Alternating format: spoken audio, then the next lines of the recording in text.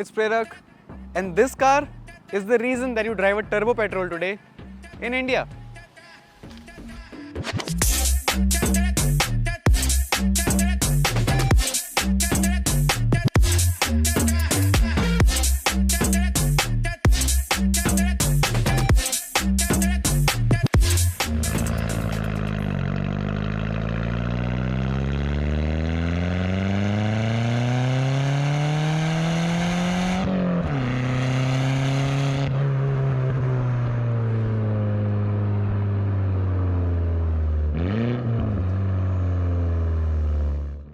But how is this car the reason that you drive a turbo petrol?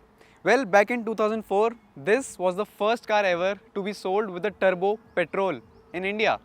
Not that if this wasn't launched, other car manufacturers would not have launched their turbo petrols, but this definitely paved their way.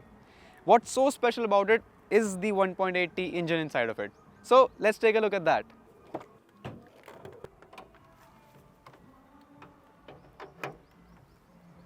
This 1.8 engine comes with great history that goes back to 75 years from today, back when Mercedes and Audi were in partnership. Yes, Mercedes and Audi.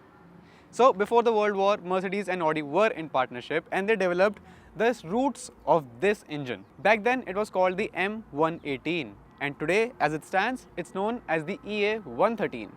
But after the World War, Mercedes and Audi were both in turmoil and they both wanted to get out of it. So Mercedes started to sell their Audi shares and Volkswagen started to pick them up. With Volkswagen, Audi went to great lengths with this engine and almost installed it in all of their entry-level cars. In the late 1990s, this engine received a turbocharger. So it was known as the EA113 as it stands today. And in that era, in the early 2000s and the late 90s, it was found in almost every entry-level Audi and Volkswagen that you could think of. But in India, this engine was only found in the MK1 VRS, the MK1 Audi TT, and the Audi A4 B7.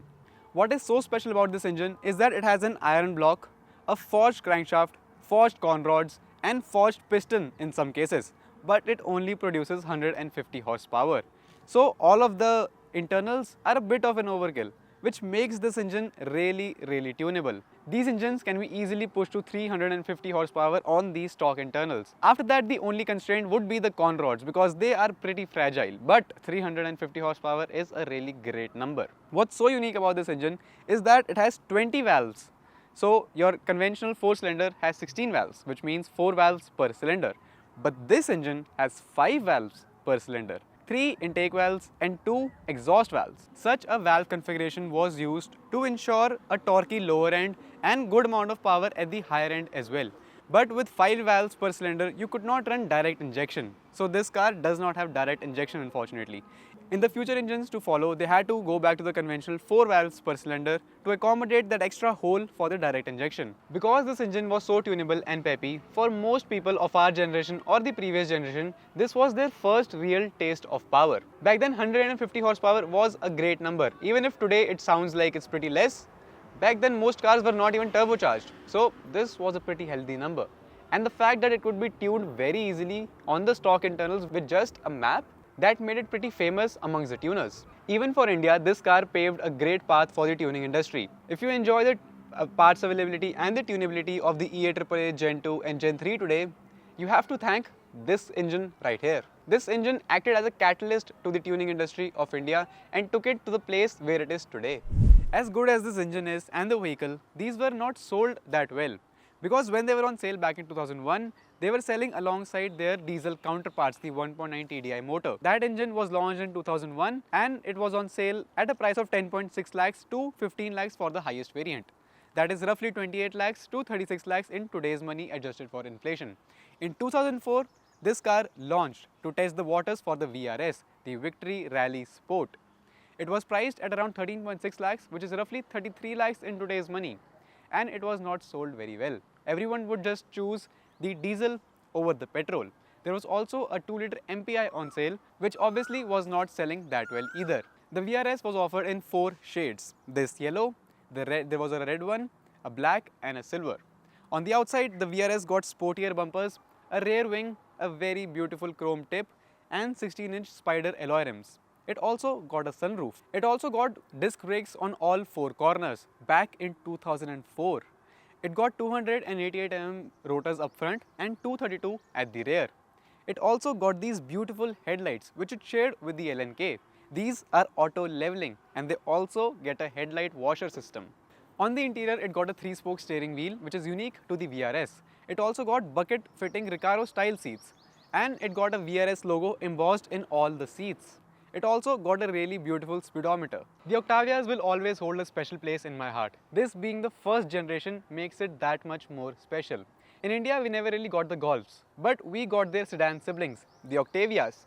This Mark 1 Octavia is based on the Golf Mark 4, and the Mark 2 and the Mark 2.5 Octavias, which were named the Laura in India, are based on the Mark 5 and Mark 6 Golfs.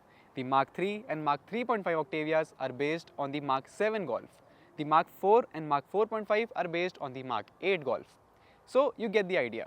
In India, there is a bit of a trend. The facelift of the Octavia always receives the VRS trim. This is also a facelift. This is the Mark 1.5. This is not the Mark 1 accurately. We never got the pre-facelift Octavia Mark 1 in India. Even though in the magazines it was told that we were going to receive it and the photos were of the Mark 1 Octavia, we got the facelift. The Octavia was launched in 1996 and by the time it launched in India in 2001, it already received a facelift and that is what they launched in India with the VRS trim as well. Even the Mark 2 Octavia came with a VRS trim in the facelift, the Mark 2.5, which is the second gen Laura in India. Even the Mark 3.5 Octavia got the VRS trim and soon we are about to receive the Mark 4.5 VRS. So the facelifts always get a VRS trim. But why did we not get the Golfs in India? There is a sub 4 meter rule in India for import duties. So if the car exceeds 4 meters, the tax on it will be slightly higher. So if Volkswagen were to launch their Golf in India, it would have been a little expensive for a hatchback. So they decided not to do that and instead give us a sedan because they can charge a little bit more for that. But this is not accurately a sedan either. This is a liftback because the boot opens a little something like this.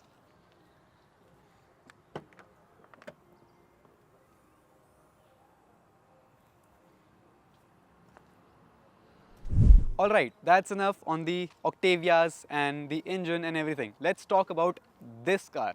This is a pristine example of the Mark 1 VRS that the owner has kept so well. This car has original paint all around it except for the bumpers, they don't count. They have installed 17-inch rims on the outside and the car is lowered on airbag springs as well. The engine has a fair share of mods as well. This car has a ram air intake with custom plumbing, a Forge Motorsport diverter valve, APR ignition coil packs, a turbo inlet pipe as well, and a Diesel Geek short shifter which works a little something like this. This is the throw of the gear lever. That's it. And this is fifth. They are so notchy and so snappy, they just go right in place and they don't move an inch anywhere else. So short, so snappy. Being on the interior of the car, let's talk about a few quirks that this car has. The first two generations of the Octavias got such vents that when you close them, they give the dash an unbroken look, which is such a cool feature. This car also has two cup holders in the center which open in such a unique way. The gear knob also has a VRS logo on it and it is wrapped in leather which is such a premium feel. The dashboard is soft touch back in 2004, a soft touch dashboard in a entry level vehicle, it's crazy. Also another thing to note that this car is so clean on the inside. The owner has kept it so damn clean that the mats don't even have footprints on them. It's such a nice thing to know that people take care of these cars the way this owner does. This car also has a baby sunshade between the two sunshades that are already present. Because the sun tries to catch you in the weirdest way possible, so there is a sunshade between both of them, so you don't get glared while driving down the road. Moving on to the rear seats. The doors are really heavy on this car. The rear seats, they have a bit more room than the Polo. I'll say 20% more than the Polo, but not that much. The seats are scooped out, so they give you a bit of a legroom. There is barely any under-thigh support, unfortunately. There is a handrest in the middle, which has some storage compartment inside of it. But this rear seat is a good place to be, I think. This is particularly not a chauffeur-driven car. They didn't want to make this a lot more comfortable than the normal Octavia, so that's fine. But another side note on this car is all of these headrests are tilting. You can adjust them according to your head. That is so cool. No cars get this feature anymore. So cool. On the interior of this car, we will check if I can fit my water bottle in it anywhere. Nope. Not even slanting. What? It doesn't go on the front side, but let's check the rear. And even at the rear, there is just no chance. This car fails the water bottle test as well. This pocket is barely good for a phone. That's it. Alright, that's enough about the car. Let's take it on the road now.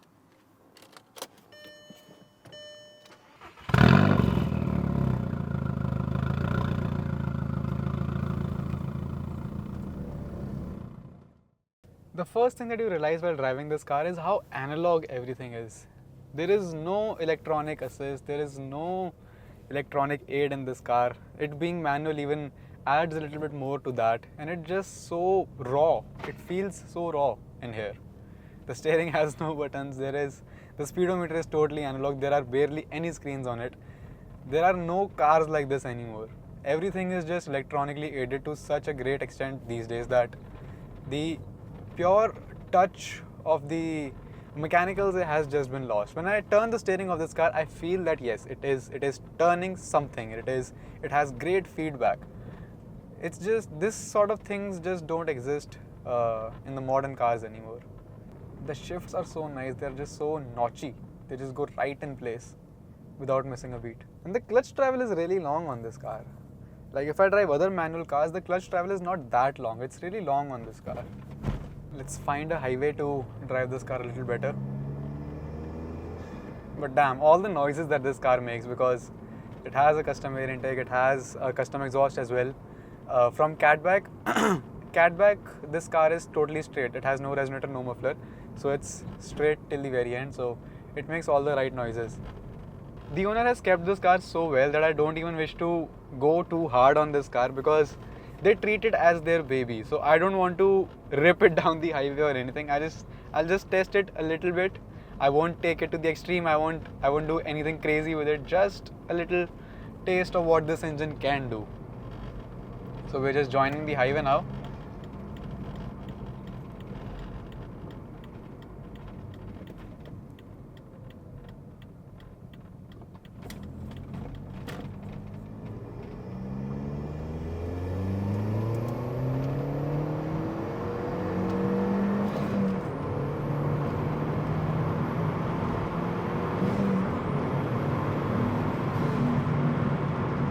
This thing is crazy.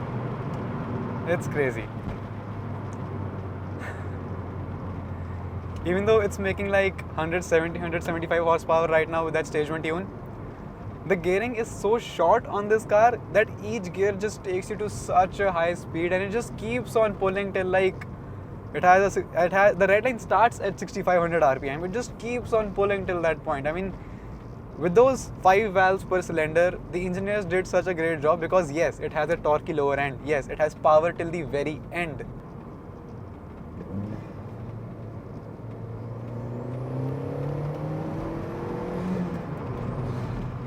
So cool. So cool. I have to be careful not to hit anything on the road, no pothole, nothing, because as I said, they treat this car really, really well. I don't want to mess this up in any way because it is 21 years old right now, you know. So the parts are not that easily available. If something breaks, then not only is it going to be expensive, but it'll take a lot of time, and I don't want to do that to them. Even though it is 20 years old, it doesn't feel like a 20-year-old car because the Octavias have always been a little... People are just giving thumbs up left and right because the car is so clean. So yeah, even though it is 20 years old, it doesn't feel like a 20-year-old car because the Octavias have always remained timeless with their designs. There are no obnoxious screens facing me, there are no buttons on the steering, nothing that can feel old. So in that sense, it doesn't feel like I'm sitting in a 20-year-old car. At max, a 10-year-old car maybe. But that is just my opinion. People might look at this and be like, okay, this looks very old. But to me, it doesn't feel all that old. So let's do another short little pull because it's addictive.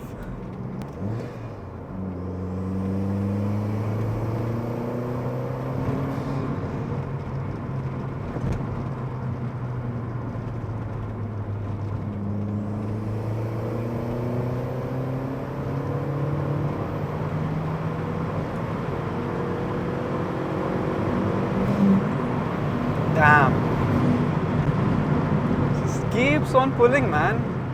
Just keeps on going. Crazy. Crazy. And when you drive it normally, it's just so tame. It's like it doesn't even have all that power, you know. It drives so well. The gearbox is so good. The chassis is so good. It's great. So yeah, let's stop pushing this car more. I mean, I can do this all day, every day, but still, let's stop doing that now. And yeah, that's all I wanted to share on this pristine kept Mark 1 VRS that the owner has kept just so well that you can stand this next to a modern car and still feel like it's not that old, you know. So the owner of this car is CS Racing. They make spacers for all of your cars, any car that you have, they make spacers for them for sure. Even this car is running CS Racing spacers. That's why the fitment is on point. They are running spacers on the rear wheels. So if you have any spacer needs, go ahead and contact them. But still, make sure to follow them because look at how well they've kept this car. They do have another Polo that is modified as well. And they keep all of their cars so clean. So be sure to follow them on Instagram. So yeah, thank you so much for watching and I will see you in the next one.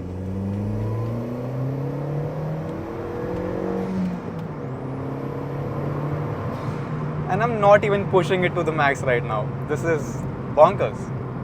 So good.